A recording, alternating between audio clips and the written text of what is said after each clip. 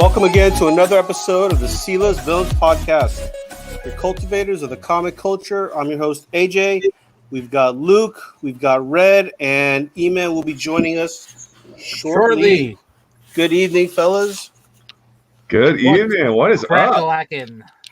Thursday night, one more week till football season starts. So, and one more week till Rose City Comic Con. Rose City. Wow. I am so excited. I'm excited for you guys. Now it's again for our listeners and watchers, viewers. What day does Rose City Comic Con start? That Friday the 11th. Yeah, next Friday. Friday the 10th. Okay, awesome. So anyone who's in the Portland area and wants to check out comic books, wants to meet Captain Sulu himself. I know Red's excited for that. Yeah, George Takei. Is it Takei or Takai? Takei. Okay. I've heard both. But Takei is the one I've heard most. Yeah. Okay. Yeah. All right. So, yeah, if you guys are in the Portland area, make sure you check out the convention. Make sure you check out Luke's booth. Do you know your booth number yet? I do not. In fact, my card just got charged yesterday. They are all... I think they were waiting. Until, like, If it's actually going to go through, you mean? Yeah. I think they were kind of like, is it going to happen? And on the same day it got charged, they also released a mandatory vaccination or negative COVID test for entry. So, all right. So I'm bringing my vaccine card. Bring your card or a negative test. Otherwise, you're not getting in. So yeah, I have to bring it anyway to the airport. So that's a must-have along with my passport. Now I think they're all taking real IDs instead of driver's licenses at the airport. Wait, you got to bring a passport now? Well, it's either that or a real ID. Okay. Yeah, the new real IDs. Oh, not the driver's license doesn't count. It has to be the real ID or the passport. Wow. Okay, so I guess I got to get one of those then. Yeah, I got to get a real ID too. When you're a world traveler, you're gonna need that stuff, and you're gonna get a TSA pre-check. Like that's the most important blue check you'll ever get is a TSA pre-check. That's nice, actually. Yeah. That's really nice. Yeah, not a blue check from Instagram or Twitter. TSA pre-check. Who are you flying with? Southwest, JetBlue? Yeah, Southwest. Okay. All right. Yeah. Well, before we begin the show, for everyone who's listening and watching, make sure you like and subscribe to the podcast and click that notification bell so that you know whenever we're on YouTube. Okay, guys? And Facebook. And Facebook. Yes. And before we even start the show, we've got a special day today. What happened? Our very own Sealess Villainous Red. It's his birthday. Happy birthday, bro. Happy birthday, my friend. Thank you. The big 43. So 43, roughly 20 years 43 years and 9 months ago, my parents had consensual sex, and 9 months later. Okay. All right. Yeah, I popped out. We don't need to know all that. So thank you, Mom and Dad, for doing the wild horizontal lambada. Yeah, thank you to all our parents who were once young and in love, and that's why you have problems, Red, because of shit like that. Happy birthday, Red. Thank you. Happy birthday. I'm going to sing you a little parents had sex too, Eman. I don't want to hear it. I don't know what you're talking about, man. I don't know what you're talking about. This is your birthday song. It isn't very long. Hey, why don't you bring something back? Something more original than that. That's what I go with. That's every time. That's what I go with. You want to bring back the old song from Marie Callender's days? Marie Callender's one. Yeah. Happy birthday! This is a special day. Happy birthday! We're just here to say, hey, happy birthday from all of us to you. Happy birthday from the Sealess Villains to you. Yay! Woo! That was ugly.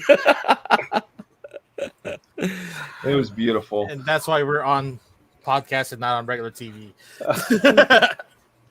C-list villains also Thanks, stands bro. for Marie Yes, Callender's list of villains, right? I mean, because the three of us all worked at Marie Callender's at one point. Hey, if you look at the chat, so did Fro. Fro was also a Marie Callender's exclusive. Okay. I missed out about California, Marie Callender's. So Luke, they don't just have let that you know, up there? yeah. Go ahead. No, they don't have them up here. I don't think they have them over here anymore either. So you're not missing out on much. Oh, There's like far and few between now. They claimed bankruptcy about roughly 15 years ago, and decided to close most of their stores. So a lot of their stuff right now is just at the supermarket, all the frozen foods, the frozen Popeyes. Man, I miss Marie Callender's, to be honest with you. No, I you don't. really You just do. miss being young at Marie Callender's is what you really that's miss. the right there.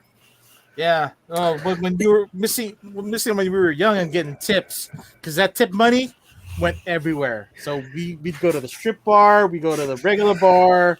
That pays for gas. No, that's funny because there was a bar at Marie Callender's. We just stayed there and just whatever tips we got, we're just like, here you go, Rosalind, let hook me up with something. And back then, we didn't even know what to drink. I was like, let me get a Midori sour.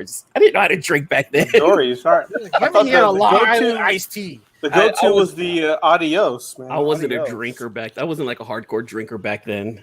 I didn't know my whiskeys and my beers like I do now. When you get older, you tend to, your palate tends to change, and you become a man. You want whiskeys and you want good beer.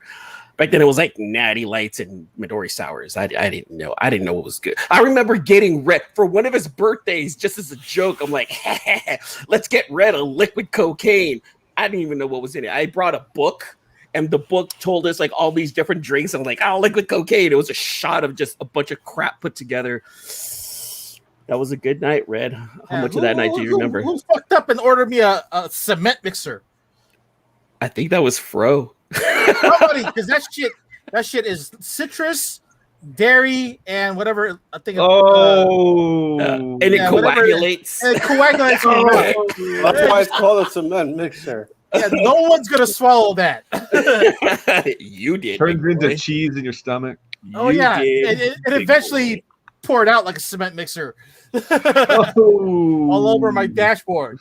All right, okay. Oh man, good times, man. Good times. You know, when you're young and you're allowed to do stuff like that, you can get away with it. Now you're like, I know. You attempt and it's a wrap. Yeah, well, I have 2 broken elbows. So I remember all the young shit that I did. You know what?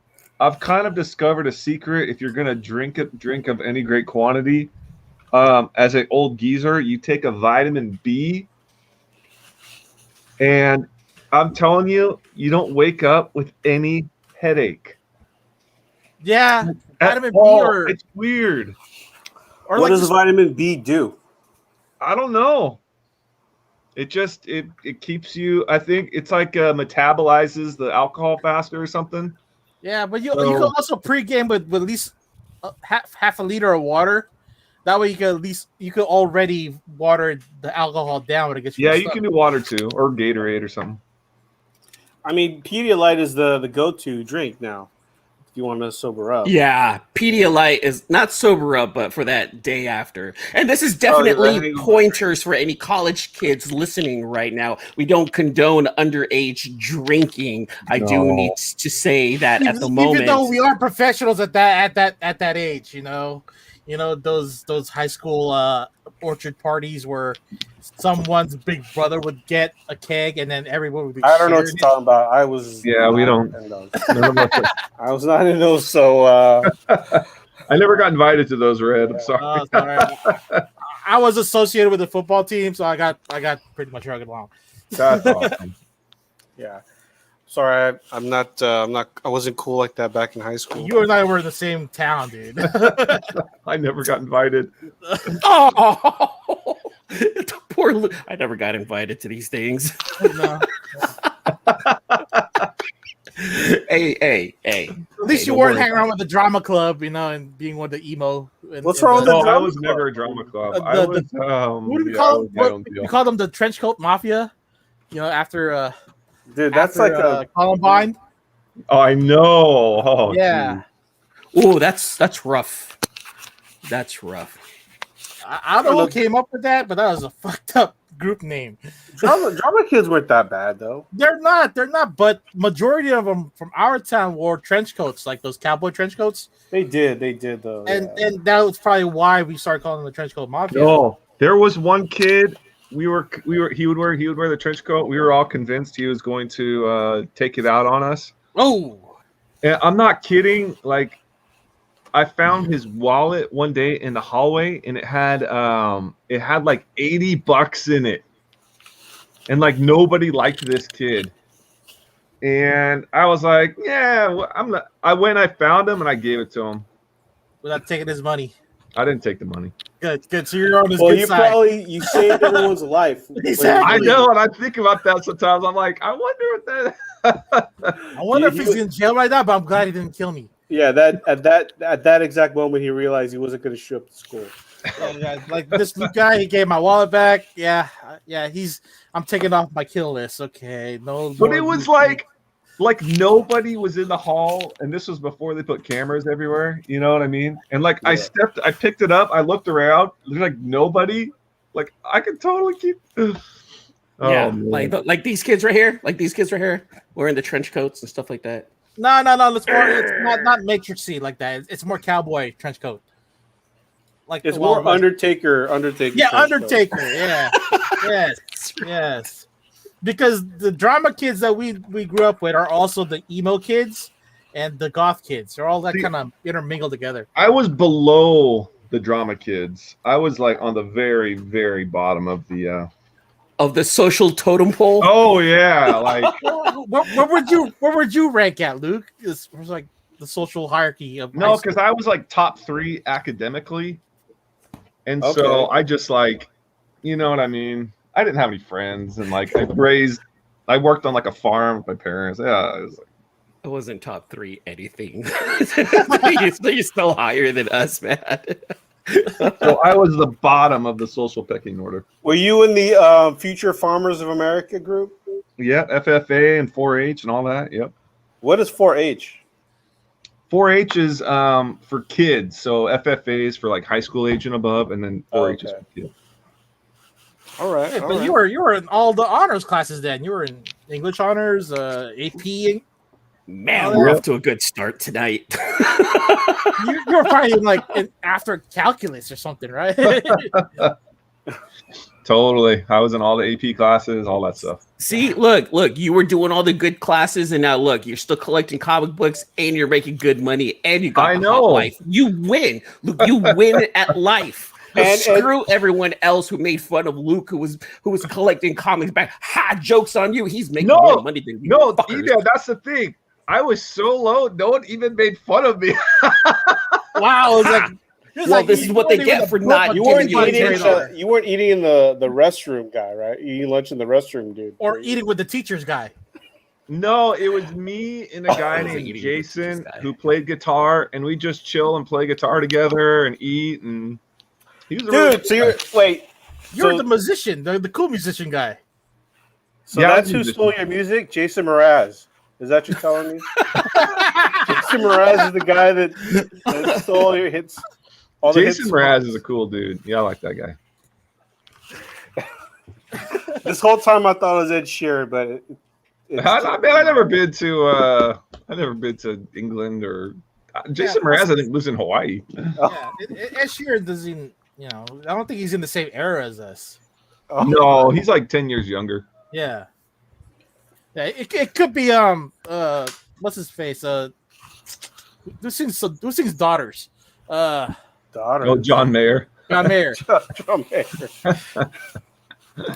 Look, we have some people in the chat. Can we say what's up to some of the people in the chat, you guys? Like real fast. Look, we have Miss So in the house who So she's been dropping by, and I really, really appreciate it. Thanks, Miss So. We got Ashton Enzies What's up, from the Ashton? Caribbean hanging out, and then we have our very Tobago. own representing the Perspire crew. We have Fro hanging out with us tonight. One of our boys. Happy belated birthday to that guy too. Happy Is it Fro or is it Froy? Like Sigmund Freud? He says Freud to everyone, and to us, he's Fro. So Froy is in the house.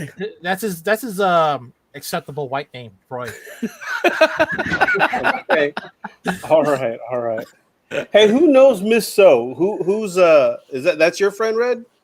No. She's one of my homies. She comes over from the other chats because we hang out in chats, and Miss So's there. So she's like, the only Miss So I know has her own porn site. So this isn't it. Stop it! Red. All right. You're gonna lose someone, you dumb shit. Don't do that, Red. I'm just making a statement. I'm not saying it's her. What about Ashton Menzies? Who knows that person? I know Ashton. Ashton bought the rest of my hip hop collection, my hip hop variant collection. All right, and we got Janois Vids. Ashton's cool. Janois, a group of beautiful men. Oh, thank you, Janois. I hope I'm saying your J&A's. That's now we really got to keep it, 18 and over now because we have two young ones here in the group here. Yeah.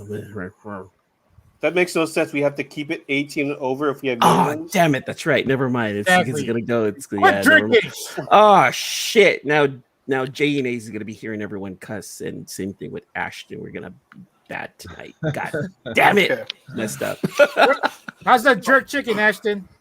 Ooh, I love jerk chicken. Ooh, man, see, I was just telling him right now. Look, one of these days, man, he's in Trinidad and Tobago, man. I gotta make it up there. Look at that. Look where he's at. He's in Trinidad and Tobago. We're gonna make it out to. Look, we're gonna have to do an on location C-list villains podcast from the cruise ship in Trinidad and Tobago. Like, I'm not doing cruise ships. Not now. It's COVID times. You don't do it now, but I'm saying in the future when everything's ready, we should do a cruise ship. Like on a Fat Tuesday before Ash Wednesday.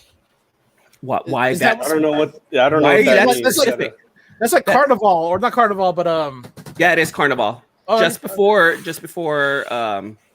everything goes out, because there's Fat Tuesday in New Orleans, right? But everywhere else, just before Ash Wednesday, it's Carnival. Okay. I was in Mexico for something like that, man. Dude, that stuff's pretty dope. Like, they go all out. They're like, "Yep, we're gonna do this," and then Ash Wednesday too. I heard the donkey show was pretty nice too. Not that Mexico. Stop it, Red. Stop it. All right, let's get in with tonight's topic. Our first topic. All right. We all watched reaction to. We all want to give our reaction to yesterday's new episode of Marvel's What If. This episode, What If Doctor Strange didn't lose his hands, but his heart. I'm just gonna say it was a great episode. Luke, looks like you've got a lot to say, so go for it. Let's start with Luke. I'm gonna go. You want me to go first, or you want me to go last? Yeah, go. Okay. All right, Red, you go first then. Luke. Oh, nope, Ashton. Sorry, I cannot promise you. So, go ahead. So go ahead, Red. All spoilers. Yeah, we got to spoil it tonight. So I liked it. It felt like Groundhog Day, and having to repeat that scene where she dies and he tries to save her, and it just continues over and over and over. And then, ripping the whole universe apart, doing that, and himself being split in two by the Ancient One. And I liked how he ended up, where actions lead to consequences, and the whole universe goes down. Yeah. Eman, what are your thoughts? I liked it. What I personally liked, and you guys know how I pay attention to this right here, I thought the voice acting in this episode was probably the best out of all of the episodes. I felt the emotion coming out of Benedict Cumberbatch. That dude is ultra talented, and honestly, this show kind of puts him in the forefront of what a great entertainer is, because he can conquer almost anything now. Yeah, he's definitely the same level as Sir Patrick Stewart as far as like acting is concerned. I would Not say yet. so. I would something say there. so. Yeah, because he can handle the mic. He can be behind the scenes and behind the mic and still give us the emotion that we need for his character in an animated show and still make us believe it. I felt his pain. I felt his sorrow. I thought the voice acting in this episode was great. The story was great. I loved, like Red said, that there was consequences to everything. And I'm glad in a way that this one ended the way it did. However, it was still a little too sad for me. But I guess that's what happens when you don't listen to reason. And in this case, the good guy lost. So I liked that aspect of this episode. Of course, the animation is still beautiful. The technical aspect of the animation is absolutely gorgeous, butter smooth. I thought this was probably the best episode. Yeah, it kind of reminded me of Sleeping Beauty, how dark it was. Yeah, it had, and it also reminded me of what's that one? The Mickey movie with the brooms. They're walking around. Oh, Fantasia. Yeah, it had like a Fantasia vibe for me. And yeah, I like the Groundhog Day storyline. The one thing I didn't get though is when they were showing all the different scenes of the girl dying, the one where she's dancing and she like is about to pass out. What did she get poisoned? They didn't really explain that. I'm just thinking that it was it could have been natural causes or something. Is what I was thinking. It was just that you can't change that point in time because that point in time is set. I forgot what was the name of it. I think an absolute event or something like that. Yeah, right? something like that. Yeah, there's no way reversing that. I would think after that attempt, you're like, okay, there's nothing that I could do because he got to the ballroom or he got to the party. They're celebrating, and then she just still dies. You know, I mean, I was like, what the hell, man? Yeah, I would say it is obviously, in my point of view, the best so far. I loved the fact that it was a dark episode because, you know, with it being a Disney property, I'm like, man, all of these are going to be like, what if, and everything's going to turn out good, and it's just going to be, it's just the same hero, just a different power set. This one was not that. I was actually surprised Disney went this far.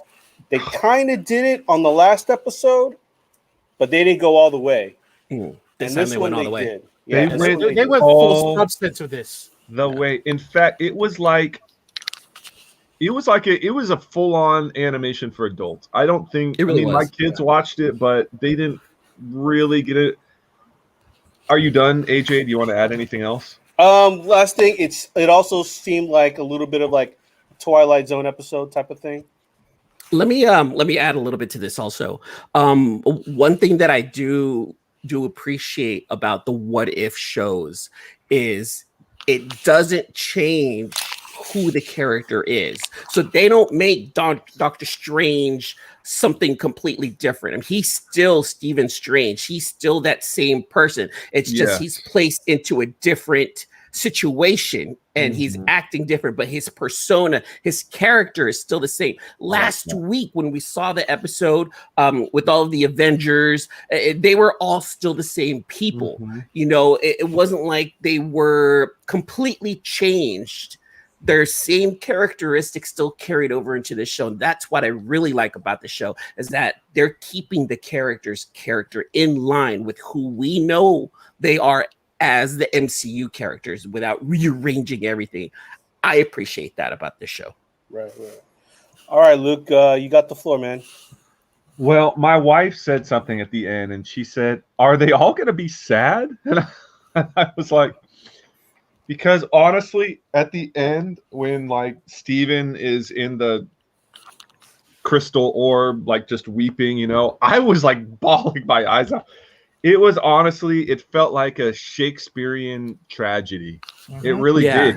In my opinion, probably one of the best 30 minutes of animation I've seen in a long time, and maybe ever in this short episodic format. Yeah. It's a masterpiece.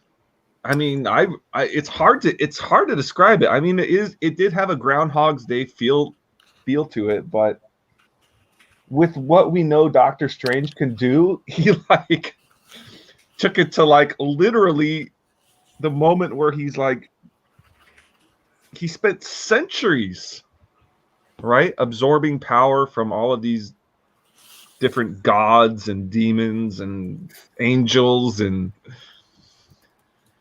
it was just I literally didn't check my phone once, and Wow.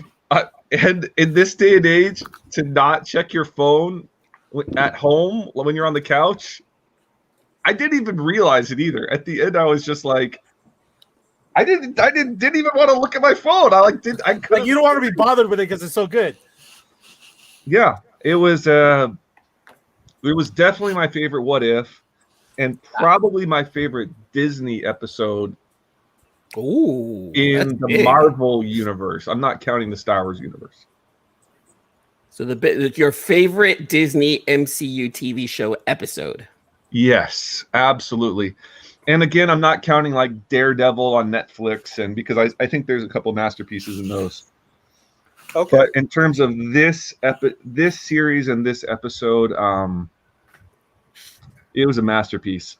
Yeah, full 10, perfect 10. I honestly, there's nothing I would have changed. Wow, would change 10. about it. Wow, that's Like, Jim Mint right there. No matter how powerful he got, he still ended up begging the Watcher, to save him, to save the girl. And that's what I love too. Like, it almost felt like the Watcher was going to step in, and I liked that feeling of like, whoa, is he? He's not supposed to be doing this. What's going on? He's not even supposed to be communicating with Stephen Strait. So he already broke that rule. So I was wondering how much further the Watcher was going to go. And I was kind of like, I was right here at my desk. And I'm like, holy crap, is he actually going to intervene? And the Watcher's like, nope, deuces. And well, like, but you could feel the Watcher's the pain in his voice though. Like he wanted to help, but he's like, what did you do? No, the Watcher.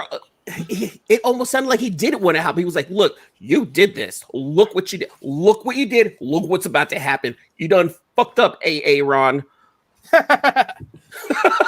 Actions have consequences, man. You done messed up, Ron.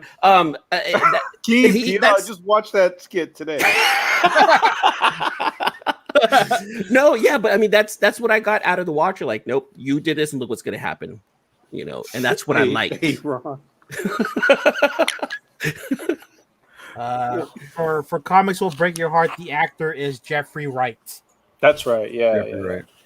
Also in Westworld, We'll get that soon. Yeah, it's supposed to be every 2 years, man. I'm waiting for the fourth season now. Third season was okay though. Third season was all right. Third. Yeah. One other thing to note on the Disney Plus show, I don't know if to me this, like, I've been a little iffy on the animation, but the animation for this fit well for the show. I don't know if they put a little bit more oomph in the animation, but I really like the animation in this episode compared to all the other ones. But I mean, all of them have been fluid to me. I think the animation in every single one of the episodes have been great. Just perfect for what the situation is. Yeah, because with the Captain America episode, it was a little bit more bright, just like the way the first Avenger Captain America was. Right? It was campy. It was your first movie into the fray, and then definitely you want to give off that kind of vibe, and it got constantly darker and darker per episode. So maybe it was the colors that really did it for me then. I was gonna say they're just matching the colors to the mood of the show. Yeah, that's probably it then. Which is a little too much on the nose, I guess. But I mean, it does set the mood. Yeah. Yes, I would have to agree with that. Yeah. Yes, I agree with it, Jen. I completely agree with what you say. I think in order, it's 4, 2, 3, 1, but 2 and 3 can easily be interchanged. Oh yeah, for sure. You know, because I thought they were both great, but 4, 2, 3, 1 so far. 4, 3, 2, 1.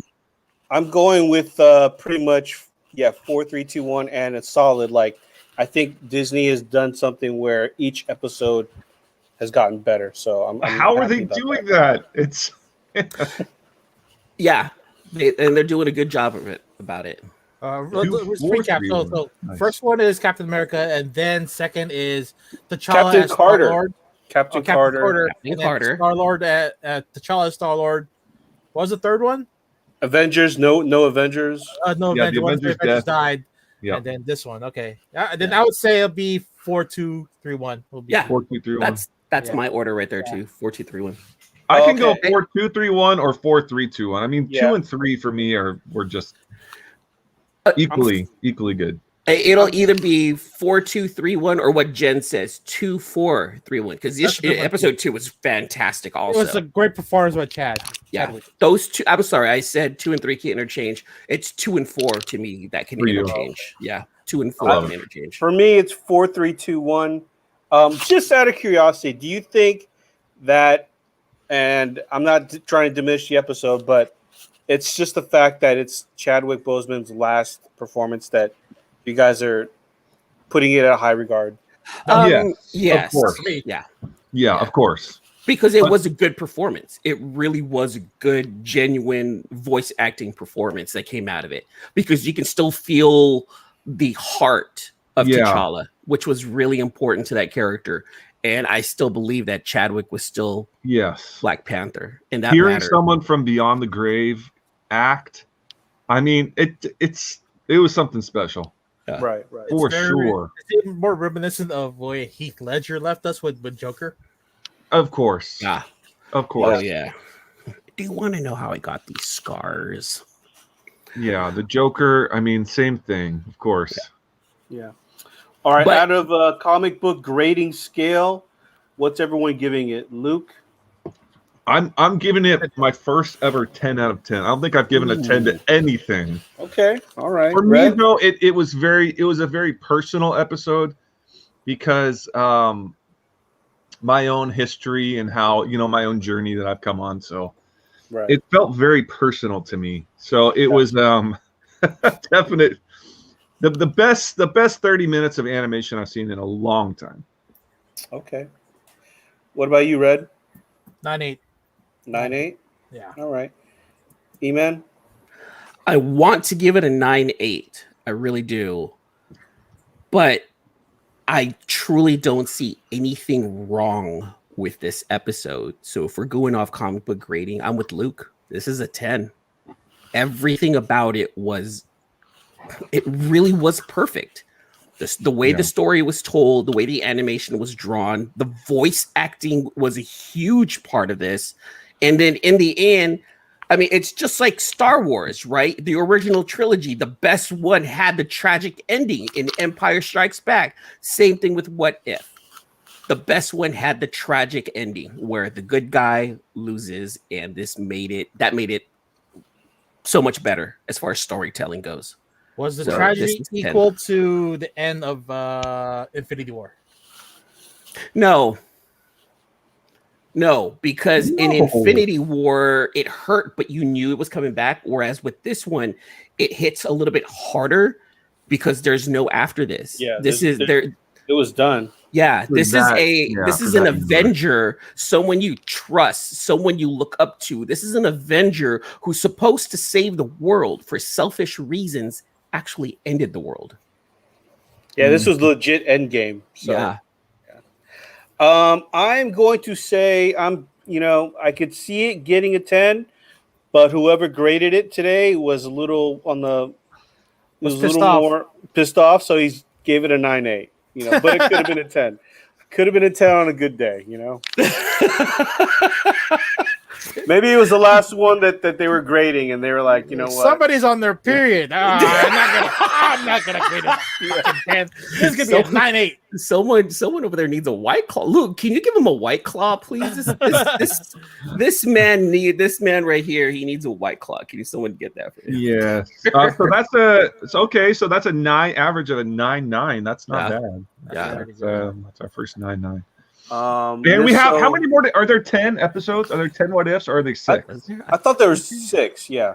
Let me verify. What if? How many episodes? I would die if there were. If you say 10, I would pass out right now. But Let's I'll see. be fine with 6. According to IMDb, I'm looking at.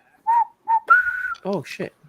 Well, Miss So, I think the first two were pretty fun. Nice. And The silly. T'Challa episode was great because you had Yeah, that was you see the pretty fun different episode. Thanos. Yeah, exactly. The second episode was lighthearted. There's 9 episodes. Check this out, though. This is interesting, though. All right. So on IMDb, here, actually, I'm going to show you guys. Let me show you guys something. This is interesting. Let me show you guys. Check this out. Hide your tabs. My tabs are fine. I have Your tabs are zero clean? shame. My tabs are clean. So look, on all of the episodes in What If, there's a thumbnail. It kind of shows you what's going on. Yeah. Yada yada. Episode 1.6, know what this is about. Okay, But episode 1.8, this is the zombie one, and I know we all know that there's a zombie episode coming. There's no thumbnail. What? So anyone who reads like any of the zombie Marvel books, what do you think this is about? What do you think they're hiding? That's what I want to know. I think they just. Speculation time. No. I don't think anything other than they're trying to hide something. Yeah. Are they doing a Walking Dead crossover? That would be so. No, I doubt it. Oh, No, they wouldn't do that. look at Red. Yay! No, I would be so happy. Destroy everything. That would do an internal destruction, like what Doctor Strange just did in this episode. That Image and Marvel crossover with zombies.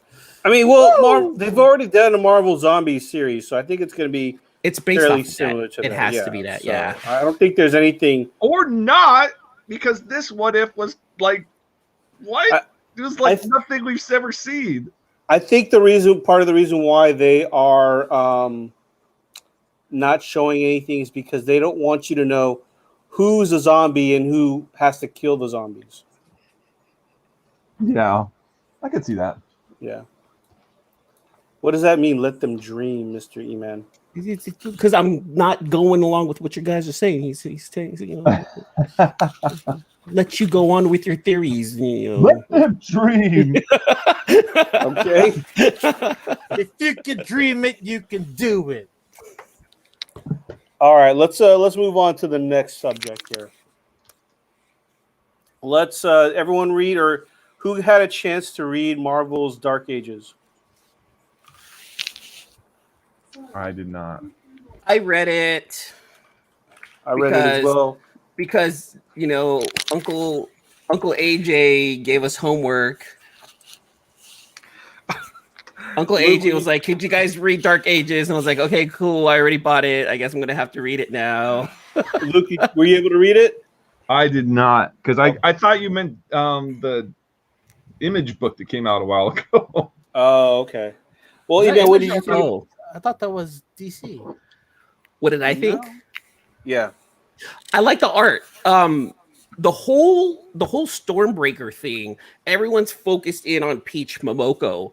However, I think people are overlooking Iban Coelho, man. I really do. Like, the art in this, I thought was fantastic. I mean, it just carries over from the Venom run that he had with Donny Cates. Like, it's just great art, great internal art, and I was really digging it.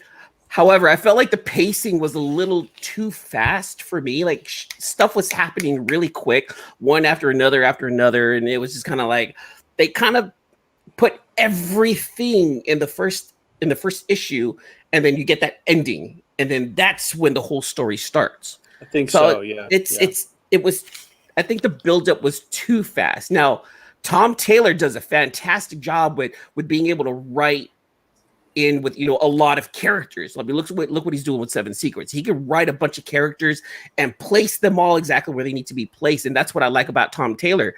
However, the pacing of this book, I just felt it was too quick. I've heard that people like the pacing. I thought the pacing was too fast. Yeah. I'm gonna have to say that I agree with a lot of what you said. I've been a fan of Iban Coelho myself. I've been fortunate enough to get a sketch from him, so that's pretty cool. I do like the fact that Tom Taylor is writing it right now. Tom Taylor is one of my favorite writers. I think me by now. I like more of the fast-paced stuff. Yeah. So I like the fact that things were happening. The only thing is, I don't know, because it's only a 5-issue book, correct? Yeah. So I feel like 5 issues is just right, but at the same time, I'm kind of feeling like what exactly is going to happen, because they lost a lot of the Avengers already, right? Mhm. I don't get that they were able to defeat that Stormbreaker. Is that what it was called? The Stormbreaker? No, it was a Celestial.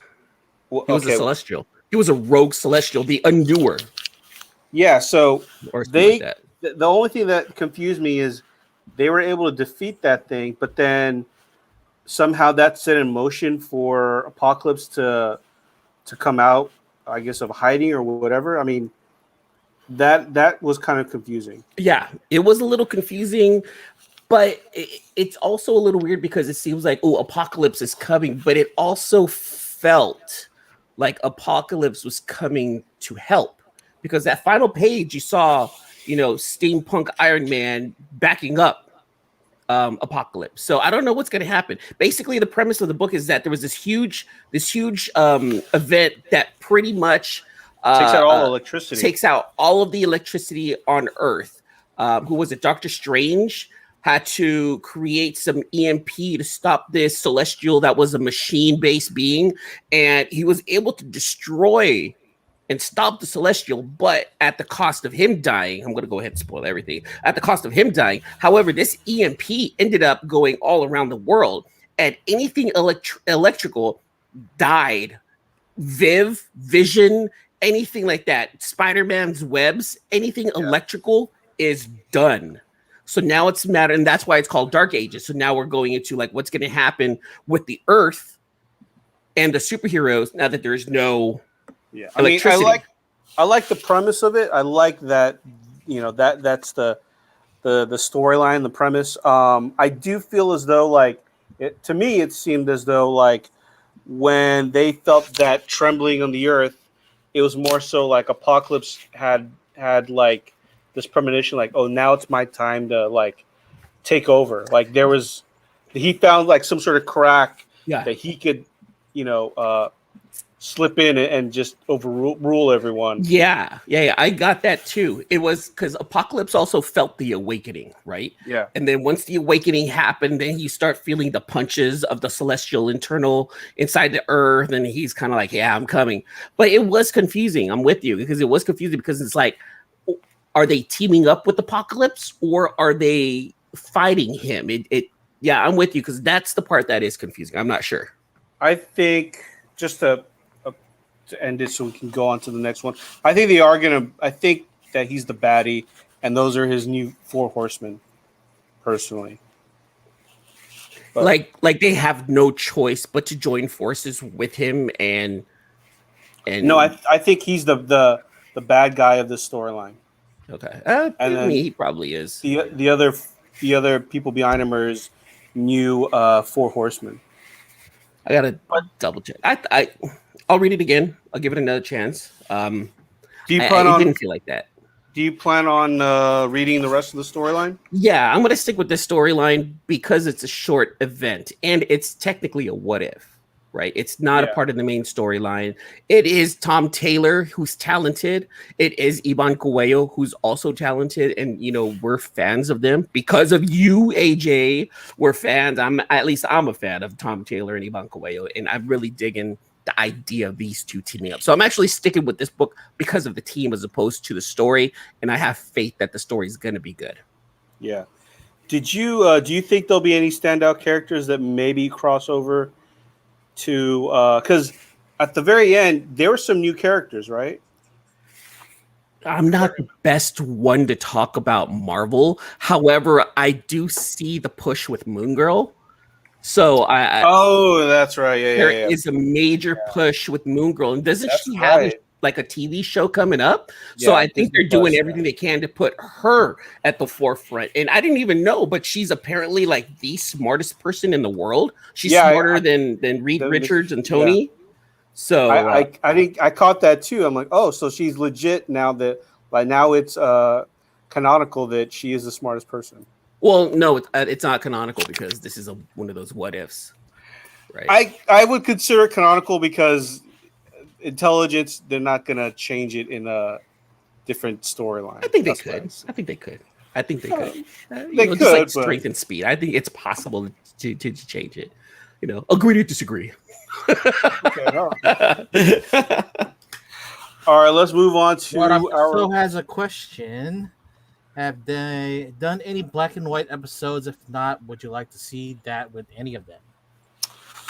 No black and white episodes. I wouldn't mind it. Sure, Is she talking, Miss So? Are you talking about The Walking Dead, or are you talking about What If? I think she's talking about What If. Yeah, because they did one black and white episode in Walking Dead. Didn't they do like the first season all in black and white, Red? They did on not a remaster, but during a marathon. Yeah, just to give you the comic book feel. The comic book feel, yeah. And I thought that was cool. I didn't watch it, but I thought that was cool. Okay, and then the next question for me is: do you think the Star Wars anime will blow What If out of the water? I'm gonna say this. Well, no. I'm going first. Okay. I'm gonna say that overall, What If is gonna be better, but I'm gonna say that probably the best episodes are gonna be in the Star Wars. Oh wow! As far as animation goes, I don't know. Animation. I'm hyped for the Star Wars visions personally. I am too. I'm with you. I'm super hyped for it. I really can't wait to see anything about it because it's all just like What If. It's all an anthology, right? Each episode is completely different, which looks dope. However, some of the animation looked okay compared to others. I am looking forward to seeing that one episode that's just going to drop the bomb and be like, this is the best animated TV show ever. Yeah, or episode ever. Yeah, Marvel doing one studio doing the animation where Star Wars has 6 animation studios. Yeah. And one of them's going to stand out, you guys. One of them's vying for a job to be like, all right, LucasArts, this is the best we can do. Buy us. We would be happy to be underneath the LucasArts banner. I personally think that this Visions TV show is really a what do they call when you're rehearsal. They're all rehearsing to be under that LucasArts banner, like for sure. Can you imagine like a full on season of like just some of the best animated some of the best anime from one of those studios? I think that would be dope. Yeah. I think that I don't think Star Wars Visions is a What If though. I think they are in the Star Wars universe. Oh no, did I say that it was a What If? I thought you were kind of saying like they're like a What If type of thing. No. Previously, I was talking about that. No, this is an anthology where each show is completely different. But no, I think it's canon. Anything that's Star Wars related moving forward, it's all canon. Yeah, I would say so too.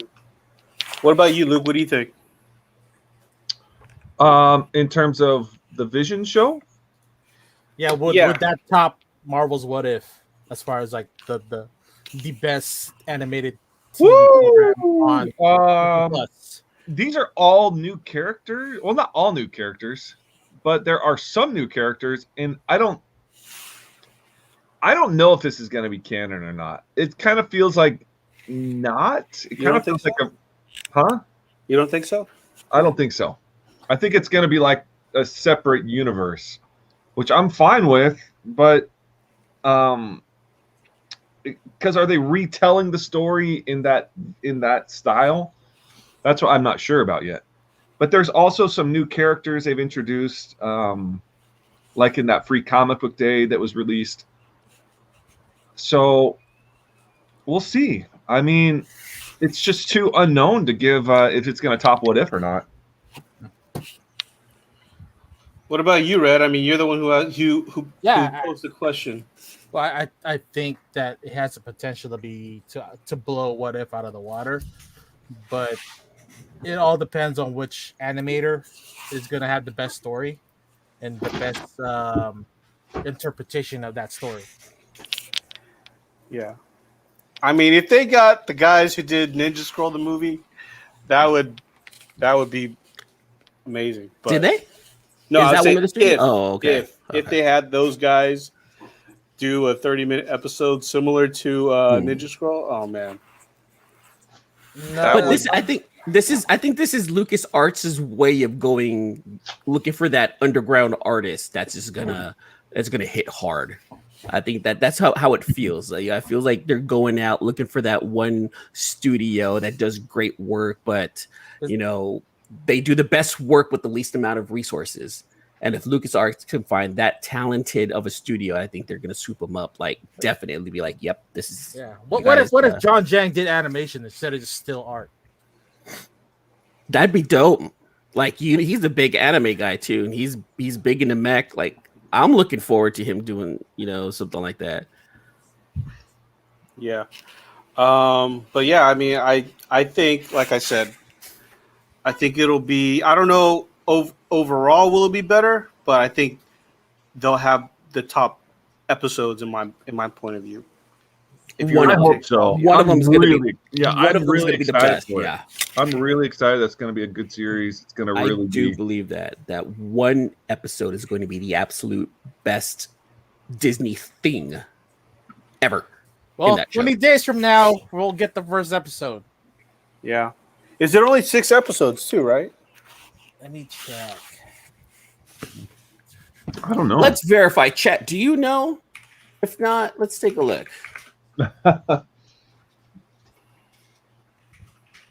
Here, I'll look it up too. Star Wars Visions. Looking at episodes, there is 9 episodes. Yay! Okay. That's pretty 9. close to. However, 2 studios have 2 episodes. So Trigger and Science SARU both have 2 episodes each. All right, and then on the previews, looks like there's 2 episodes are blanked out. So there's nothing to be known about those episodes. See, I'm telling you, there's something fishy going on, you guys. Something's fishy going on. I think they already had the previews on there. That'd be great. And there's some great animation there. You want to pop that on screen? Look right here. We have the duel. Some of this. These are the episodes right here. Go on IMDb. They have an episode list with little thumbnails. All right, let's go. IMDb. Star Wars Visions. Star Wars Visions. Let's see. Let's look at these thumbnails. Season 1. Season 1, yeah. Let's see. Right there. All right. The duel. Let's see what this is going to look like. That's pretty snazzy, you guys. Yeah, that's pretty sick. All right, let's see episode 2. I'm not going to go through all of them. Well, let's go just do episode 2. Oh, this is like classic anime status right here. Yeah, very chibi. Studio Ghibli. Animal. Yeah. Yeah. Mm-hmm. Yeah. Oh, yeah. It's very Studio Ghibli. Look at that. Yeah, very. What do you call it? Princess Mononoke. Princess Mononoke. Yeah, Mononoke. Yeah, that's Princess Mononoke is one of the best ones. Yeah, man. I'm excited. I'm excited to see what this is gonna look like. All right. Let's move on to the last topic. A little fun topic. Shang-Chi's coming out this weekend, so I kind of thought, hey, let's have a little fun with our own little fan cast here. Let's do. Where is it here? Let's do a fan cast. All right. One C-list character, villain or hero that you guys all would want to see in a live-action film. But you said as a bonus, what? As a bonus, if you want to name the actor that you want to play that character. You got someone already in mind? I got something already. All right, go for it. Because I don't know how to play this game. Okay, so It's when just you fan said cast that, like Wizard. Yeah, honestly, the best thing you can do is just literally just Google C-list villain, and then of course you have to pass up all of our content on Google before you get to an actual list. But I got to a list, and I was looking, and I was just like wondering which one of these people looks familiar to me. You know, I didn't have too much time.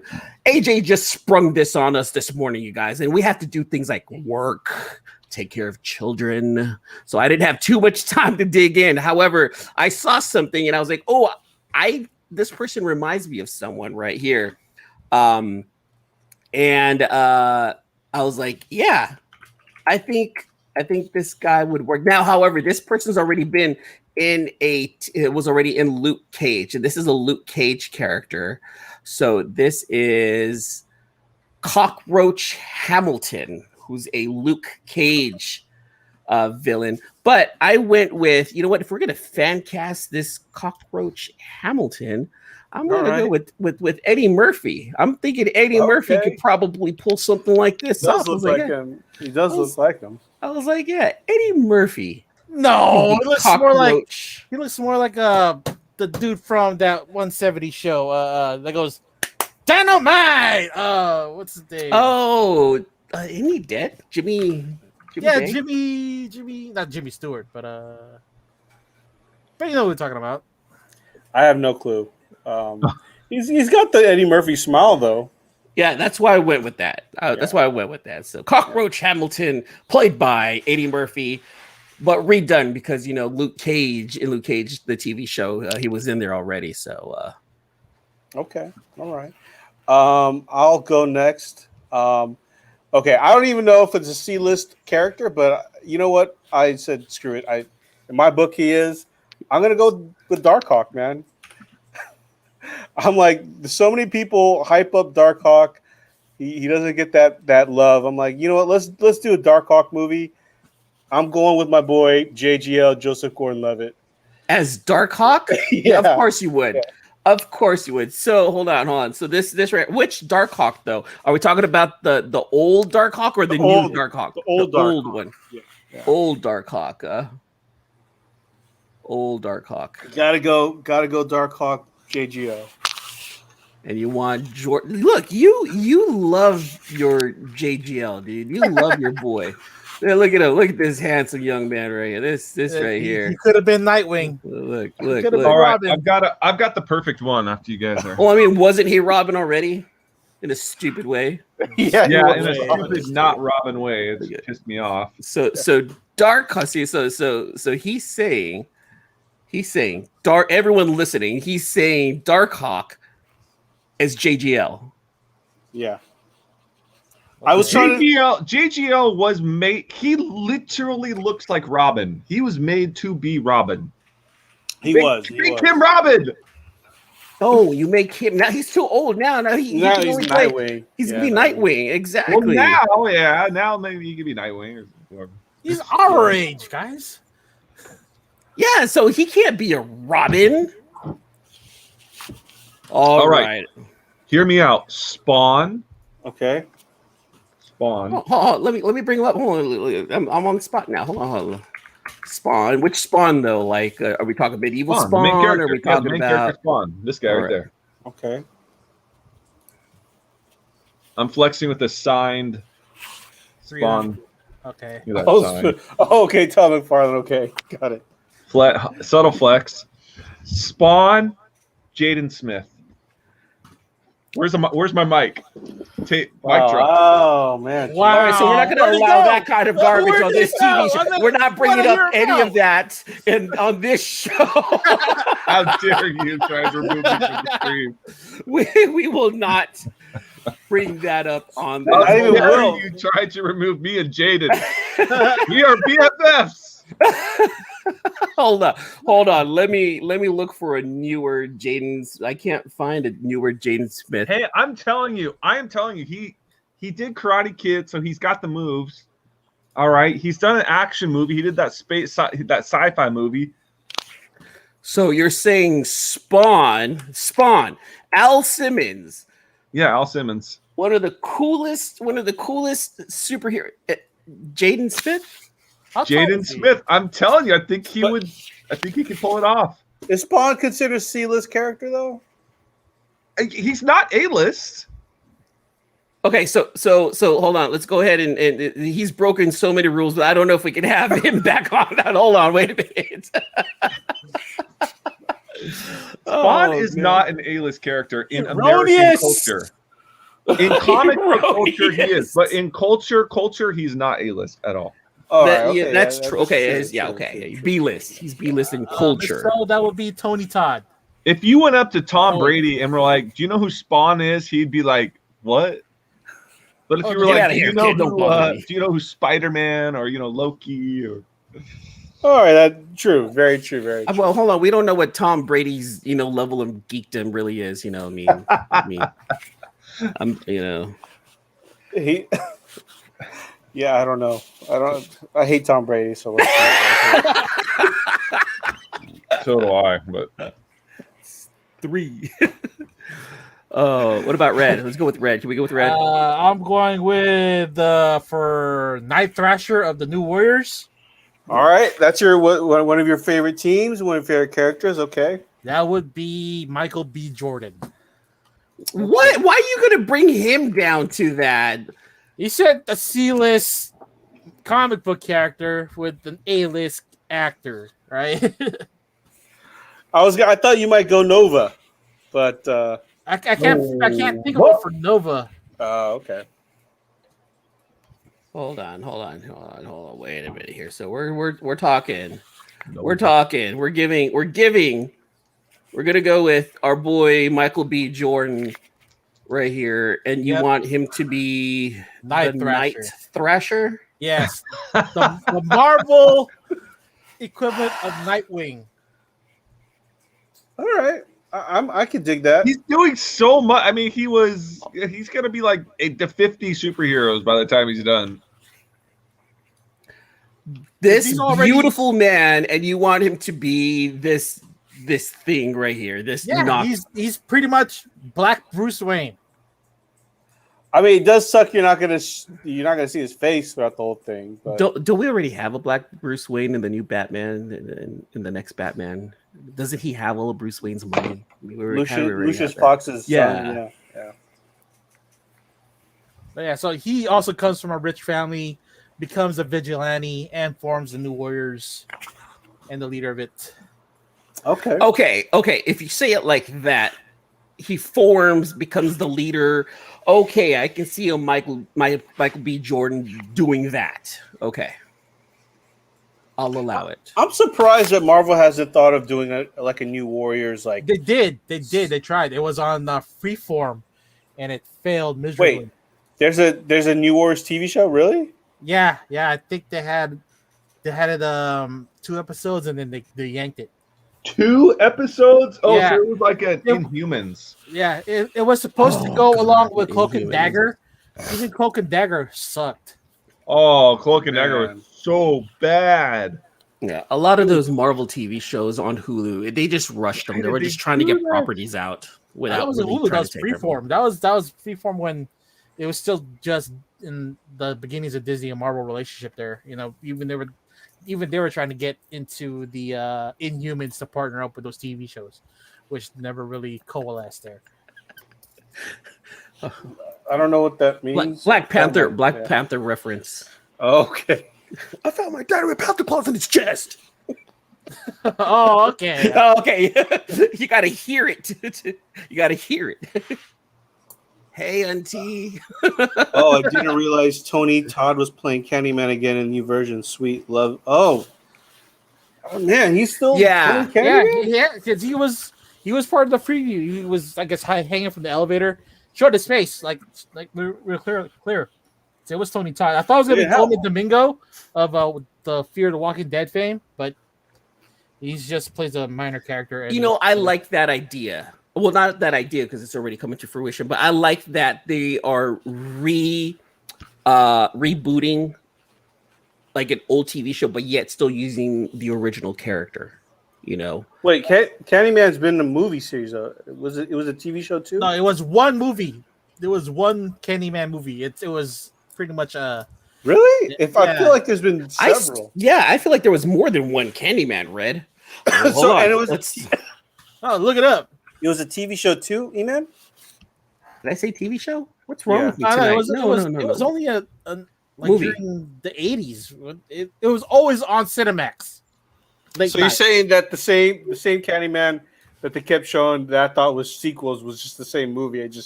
I never realized I don't it. think it ever had a sequel. You We were were just talking thinking- about it on NPR. Oh snap! Yeah, no, there's only 2 Candyman, and the second Candyman is coming out this year. That's the remake. Yeah. Wow. All right. Okay. Yeah, I'm with you. And it came out in 1992. Yeah. And Tony Todd he's pretty much, he doesn't age because he played character on Night of the Living Dead, becomes a zombie. He played the Klingon on Star Trek: The Next Generation. He plays Worf's brother on there, and then and Candyman. And I think it did one Fear of the Ghetto or something like that. It was like a hip hop version of Oh, I know what you're talking about. The Hood horror movie, right? Yeah. With like Tales from the Hood. Wow, you threw back a Tales from the Hood. Dude, that reference. shit was on rotation when we had the black box. That's deep. That's a deep cut right there. And, you watch it on like pay-per-view. Like, okay. I'm not saying I had a black box, but it probably was on the black box. All the I don't time. have a black box during the 90s. Who did it? I know mine got stolen. Thanks, Al. Okay, all right. Tony Todd, he's like not Larry David, but Craig David, the dude from Iron Eagle.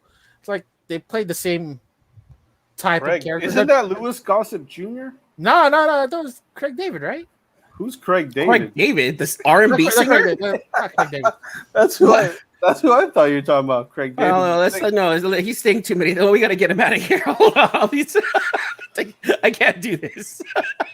Assholes. I'm the birthday boy. It's my party. Yeah, don't mess with the birthday boy. Oh, okay. Hold on. I can cry if I want to. Go ahead, Red. No. Go ahead. Move on. This is your show now, Red. Go ahead. There's that beautiful. Look at that. Only at the face, only a mother and anyone on OnlyFans would love. All right, Iron Eagle. It is. It is Louis Gossett Jr. I don't know who Craig David is. Oh man, I can't remember because he's the guy who plays the black president on Rick and Morty. Keith David. Okay. Keith David. Yeah. Okay, I know you're talking about now. Okay. Yeah, Keith David. Yeah, Keith David. By the way, this is Jadrian Red. A beautiful man. Okay. Yeah. Keith David. All right. There you go. You're talking Keith David. Yeah, that guy doesn't age either. All right, guys. Well, I think we've covered everything we wanted to cover tonight. Oh, wait, no. Look, picks of the week. We forgot picks of the week. I'm over here trying to set them up, and you're gonna bypass. We haven't done a picks of the week in a while, so Well, we had a guest on Monday. Yeah. All right, Red. Birthday boy, what you got to show off?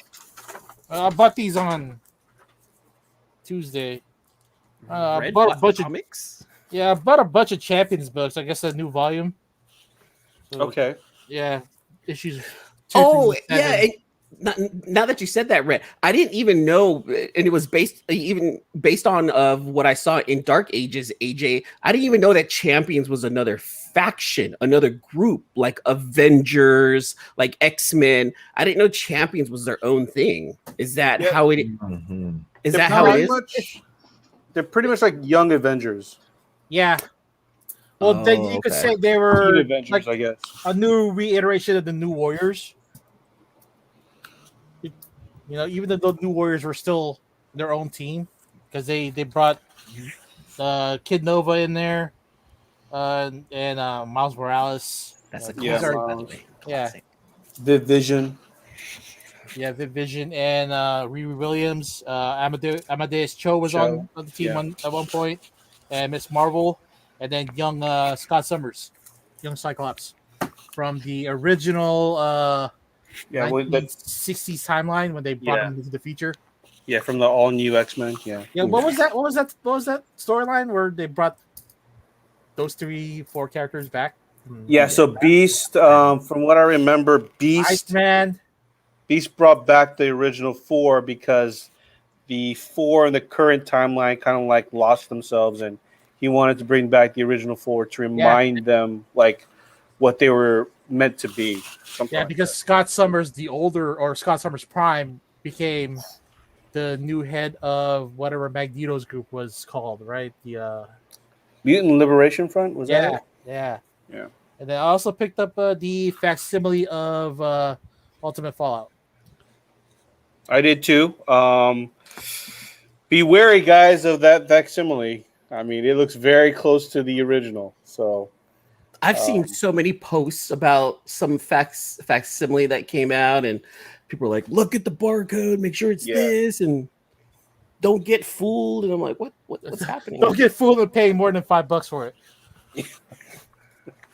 What about you, Luke? Anything you picked up to note?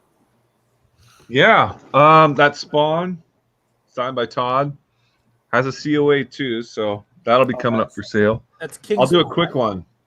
Yeah, is that the King nice. Spawn?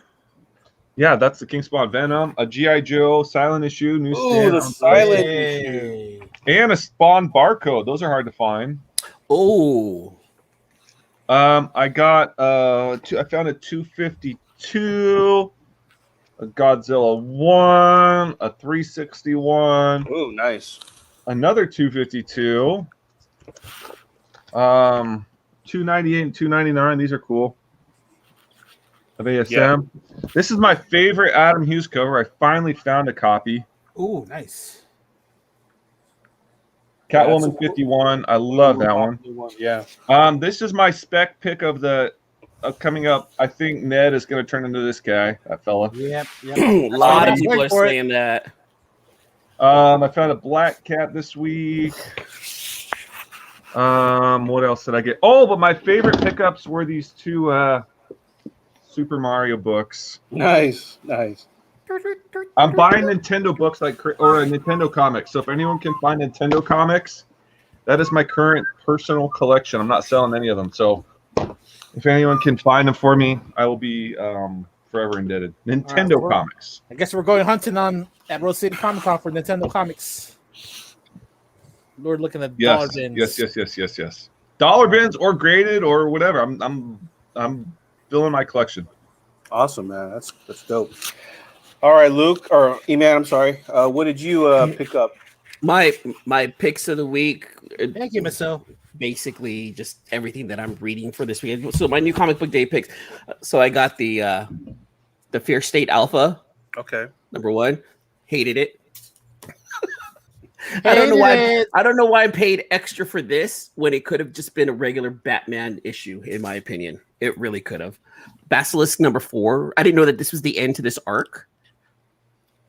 Didn't hit as hard. I haven't read it yet because I've been digging the series. But is it really the end of that arc though? Yeah.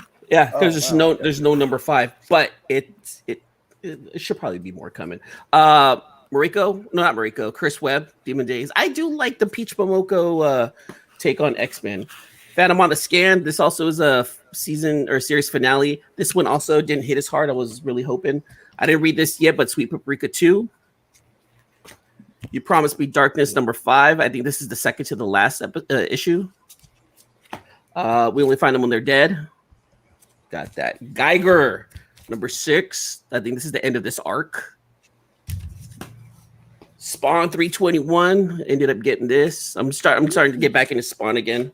Nice. Dark Ages, of course. Dark Ages. Mm-hmm. And I'm gonna start looking for I'm hoping there's such thing as dollar bin spawns out there because I want to start collecting them again. And literally it's a toss up right now for what read of the week is, but it got I've heard a lot about that, but I haven't read it yet. So I truly loved the ending to this book. I really did. I thought this was a fantastic series. However, did she die at the end? However, you got to read it, Red. I can't tell you, man. I can't give you everything. We got to read it. However, I'm going to be campaigning for this series right here. In fact, I'm probably going to end up doing a video on the review of Jules Verne's Lighthouse. This is the final issue for this arc. I don't know if this one's going to continue. I truly found myself enjoying this series a whole lot. Space pirates, sci-fi, not corruption, but different factions looking for freedom fighters, and then just overall, I was really surprised at how well the Lighthouse series from Image really kept me just captivated. I really like that series. So between Lighthouse number 5 and Layla Starr number 5, those are probably going to be my reads of the week. Okay. Still gonna figure it out. Hey, should we follow up with Damon Connolly about the Darkness books? See how he's because doing? the final one is coming up, and did you hit him up, AJ? I have not, but I will. Okay. I'll hit him up so we can do a little recap on the last issue. And then before issue 6 comes out, because we got to push that, man. Yeah.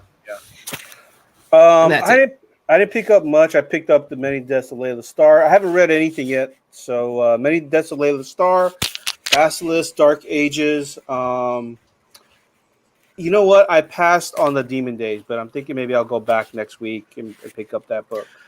I'm not going to tell you it's the best read. It's actually pretty fun and cutesy.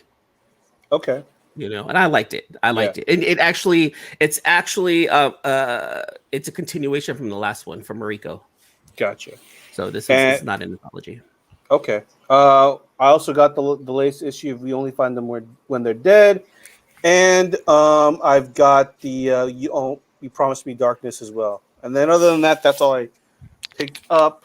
But yeah, I'll probably do some reading over the weekend. Then I'll give my thoughts on Many Deaths of Layla Starr. I've heard a lot of good things on that last issue. Yeah. Oh, and Geiger as well. Geiger's becoming one of my favorite reads, actually. Geiger was great. Yeah. Geiger was great. What's up, Mark? You missed the whole show. We are pretty much done. We've done our picks of the week, my friend. But thanks for coming through. It's already tomorrow for Mark out in Georgia. So I'm glad that he's hanging out with us. Thanks for coming on, bro. Stay safe out there, bud. Yeah. That COVID, that Delta variant's all fucked up. Yeah. Yeah, but hey, you know what the good news about that is? Did I tell you guys? My sister-in-law's brother is the head of the ER of a hospital in California.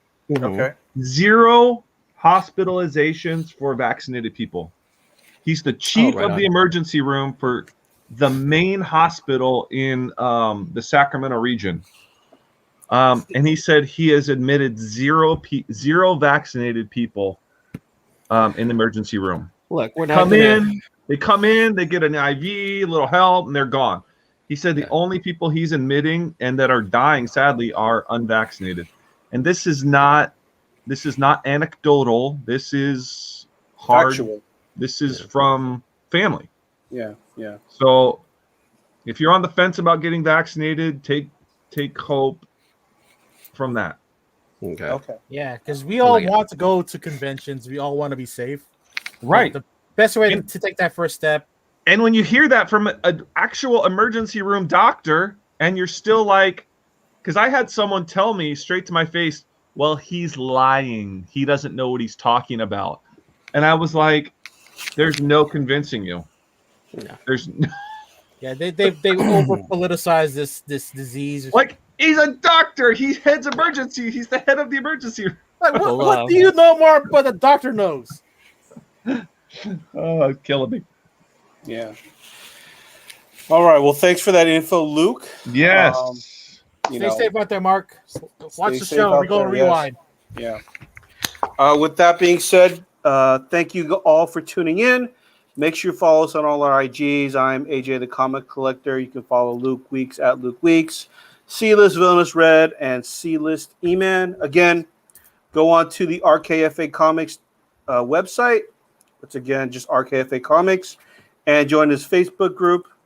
And Luke has, again, we'll plug that booth again once we get that booth number for Rose City. But he is going to have a booth next week at Rose City Comic Con, guys. So anyone going to Rose City next week, you guys hang out with the villains, look for a villain, take a picture with the villain, because the villains want to be taking pictures. But that's all I got. I didn't have anything smart to say. But we're also life coaches, so if you have questions about life, we're not life coaches. we're We're not financial advisors. We're not financial. Come by and talk to us. We'll hang out. We'll go out. Actually, if you come, we're going to be going out to dinner with the creator of Stray Dogs. So we'll make it a big, huge shindig. Everyone can come. Don't do that. What? Don't make it a big. You don't want a lot of people coming to. You want Tony Fleece all to yourself. You keep that hush hush. That way you guys can hang out and talk. But we're gonna be the entourage.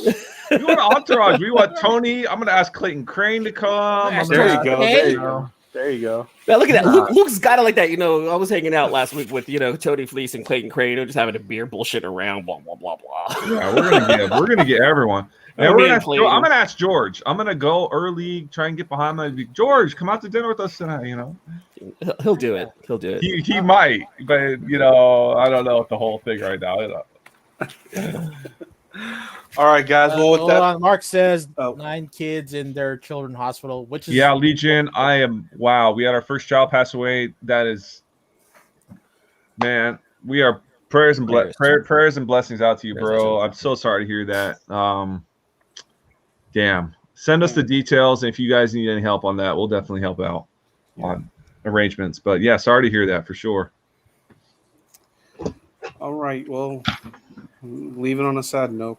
Yeah, it's a sad note. But hey, what if ended on a sad note last night too? So I was bawling my eyes out. So it's woo, it's been a tough week for all of us. It's been a tough 18 months.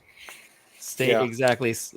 To everyone out there, stay safe. Yeah. With that being said, Miss So said, stay safe out there, and yes, everyone have a good night, and we will all see you next week. We love you, 3000.